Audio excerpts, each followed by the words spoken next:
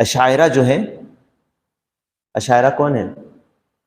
ہمارے بیچ میں جو دیوبندی اور بریلوی ہیں نا، یہ اشاعرہ اور ماتریدیہ ہیں۔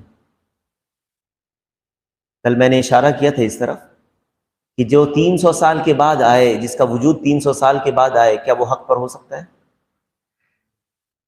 لا تزال طائفۃ من امتی ظاہرین علی الحق۔ تو جو 300 سال کے بعد آتا ہے وہ حق پر کیسے ہو سکتا ہے؟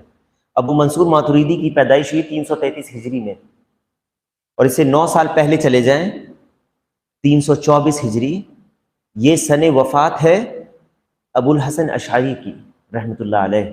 میں رحمۃ اللہ علیہ اس لیے کہہ رہا ہوں کیونکہ انہوں نے آخری میں توبہ کر لیا تھا اپنے کلابی مذہب سے۔ ان کا اصل میں مذہب کلابیہ تھا، لیکن چونکہ انہوں نے توبہ کر لیا اور انہوں نے رسالے لکھے اس توبہ کے طور پر، اور ظاہر کیا اپنی توبہ کو، اور کہا میں امام احمد بن حنبل کے مذہب کو اختیار کر لیتا ہوں، ان کے عقیدے کو۔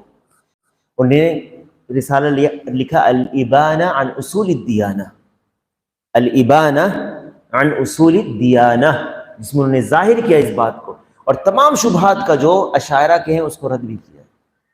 اور ایک اور ہے رسالہ الی اہل الثغر، اس کو بھی انہوں نے اسی برات کے طور پر لکھا، اور منبر پر انہوں نے برات کا اظہار کیا، اپنے جبے کو اتارا، کہا کہ جس طرح میں اس جبے سے اب اپنے آپ کو اتار رہا ہوں، میں پرانے اپنے عقیدے سے اسی طرح بری ہوتا ہوں۔ انہوں نے اپنے جبے کو، یہ ہے لوگوں کے سامنے ظاہر کرنا اپنی غلطی جو پہلے کی تھی، تاکہ لوگ دھوکہ نہ کھائیں۔